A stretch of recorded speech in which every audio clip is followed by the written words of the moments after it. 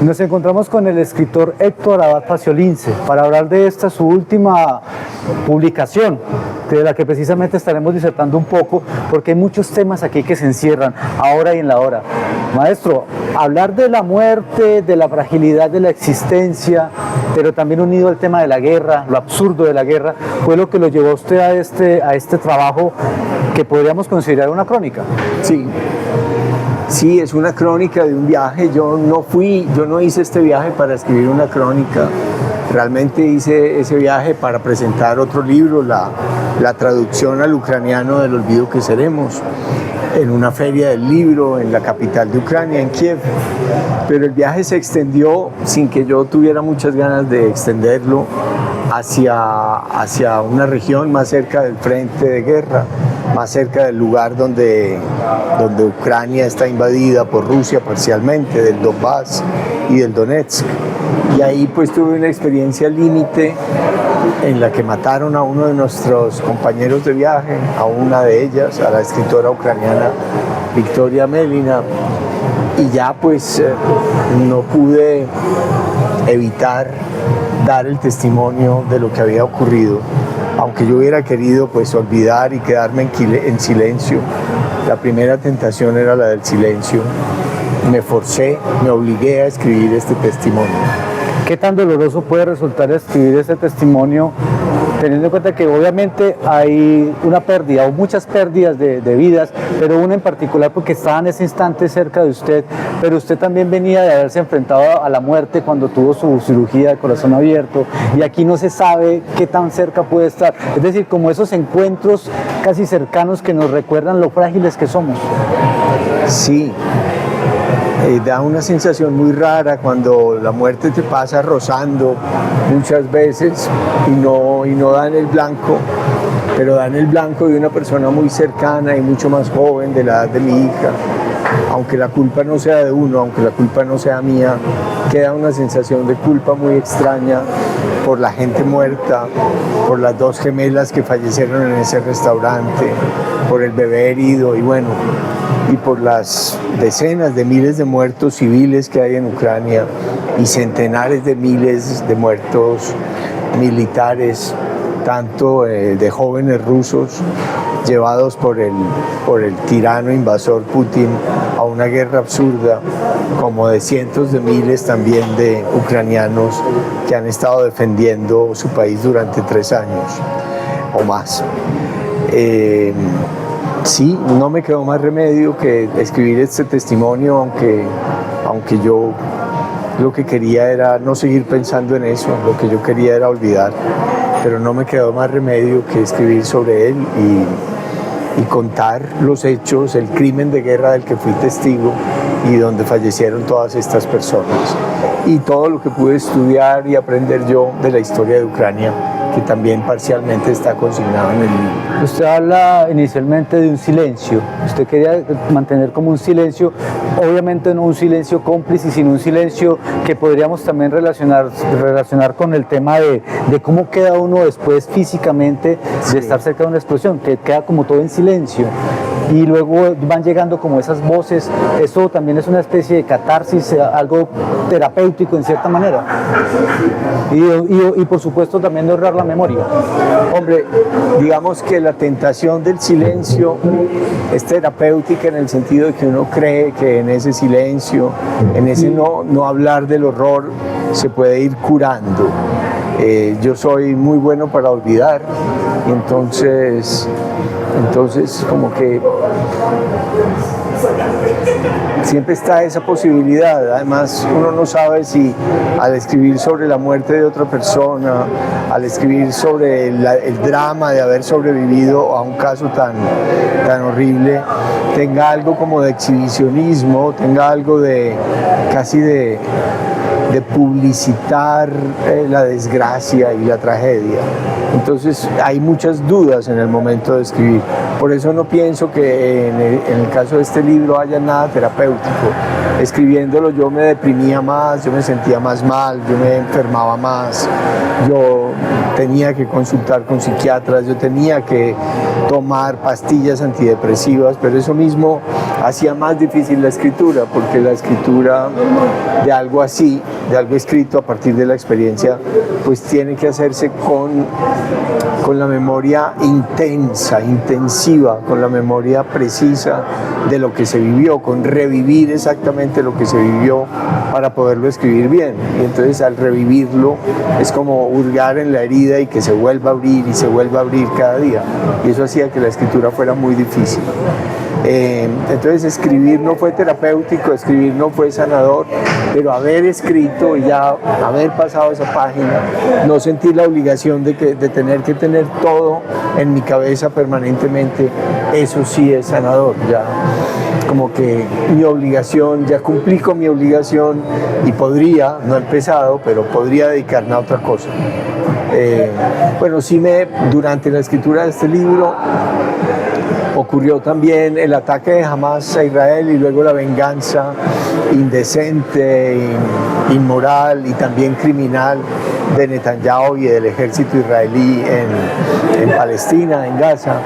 Entonces yo no sabía bien, yo quería, digamos que esas dos guerras me ofendían profundamente, entonces yo no sabía bien como qué libro escribir, si una novela en la que un viejo va a Gaza a tratar de meter comida de contrabando, o un testimonio, una crónica de lo que yo había vivido en Ucrania. De algún modo quería escribir las dos cosas. Y de hecho el primer borrador de este libro combinaba un capítulo de crónica en Ucrania con un capítulo de novela en Gaza.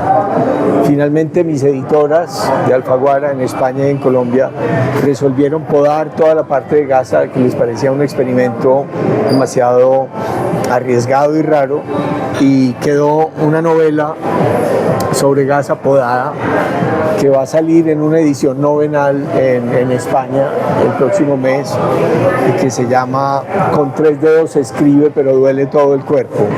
Yo pensaba que esa novela ya había quedado, yo tengo un baúl lleno de libros abortados, de fracasos literarios, pensé que iba a dar a ese baúl de fracasos, pero se salvó en el último momento por una propuesta que me hicieron.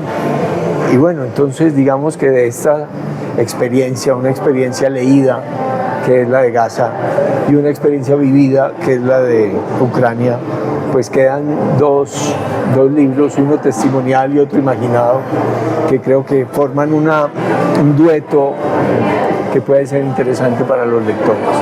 Ya para terminar, contrario a lo que muchos dicen, que piensan que la guerra es como algo de ahora, que eso antes no se veía, que estos tiempos son muy difíciles, usted que es un hombre también de leer mucho la historia, tristemente es como un círculo que nunca va a cerrarse, como la misma ecuación, ¿no? Pareciera como la misma ecuación, lo de Ucrania, lo de Gaza, lo que pueda estar sucediendo también en algunos países de África, independientemente de quién sea el que la perpetra o el que la sufre.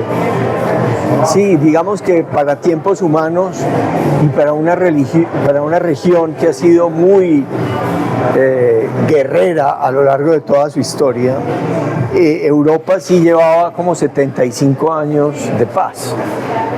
Había creado una especie de utopía real con la Unión Europea, países que se habían hecho la guerra durante siglos y siglos, como Alemania, Francia, Gran Bretaña, la misma España, y en general los países europeos, las conquistas y colonizaciones que hicieron del mundo entero, habían resuelto, para decirlo en palabras de Borges, habían tomado la extraña resolución de ser razonables, y parecía que la guerra se alejaba. Digamos que en tiempos humanos, si un humano vive máximo 100 años, pues 75 años de paz era mucho, pero vino la nostalgia de Putin del imperio zarista, la nostalgia de Putin de la gran fuerza e importancia geoestratégica que tuvo la Unión Soviética, y él quiso, no sé, se dio cuenta de que Europa no quería pelear ninguna guerra, de que Europa no quería defenderse más, de que los jóvenes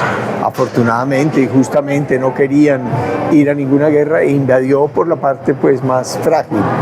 Primero la península de Crimea, que la logró conquistar rápidamente, y luego, como no pasó nada en el mundo, pues fue por Ucrania completa. Entonces sí, pero no es que esto sea una novedad absoluta, más bien es un regreso al pasado, un regreso al tiempo de las guerras imperiales, al tiempo en que los países se robaban territorios a través de las guerras y las invasiones. Uno pensaría que con el desarrollo del derecho internacional, con la Unión Europea, con la ONU, esto era cosa del pasado, pero están muy de moda las rapiñas.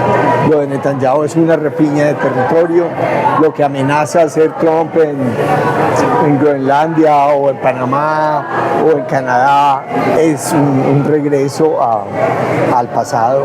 Ayer Trump mismo le cambió el nombre al Ministerio de Defensa de Estados Unidos por el nombre de Ministerio de Guerra. Ya ahí declaró todo. Ahí ya está diciendo todas cuáles son sus intenciones. Entonces sí, es como si hubiera un gen guerrero y un gen invasor que la civilización no logra erradicar. Muchas gracias por este breve espacio profundo y gracias por estos testimonios que tristemente tienen que existir, tristemente tienen que vivirse, pero que de todas maneras usted honra la memoria también de los que han perdido la vida en estos conflictos.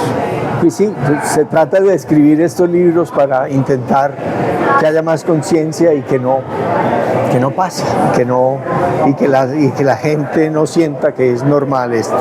Los quiero invitar a que lean todo lo que yo soy, se lo debo a la lectura, al hecho de que desde niño me leyeran en la casa, me contaran historias. La lectura entra por las orejas y lo que uno puede aprender y entender de este mundo se hace conversando con los muertos, como decía Quevedo, conversando con los difuntos, porque la mayoría de los escritores ya están muertos. Yo pronto estaré muerto también, espero no muy pronto, pero pues la lectura es lo que permite, no digo en mi caso, pero en el caso de grandes escritores, es lo que permite aprender mucho de ellos. Entonces yo creo que si leen van a tener muchas ventajas en la vida y van a tener siempre un recurso para, si no para resolver, por lo menos para olvidar por tiempos muy largos la dureza y la tristeza que a veces trae irremediablemente la existencia. Ojalá que sea dentro de muchos años que usted se vaya de este plano terrenal y podamos seguir disfrutando de sus obras, de su presencia y también de su amistad. Bueno, muchas gracias. Ojalá sea así. Gracias.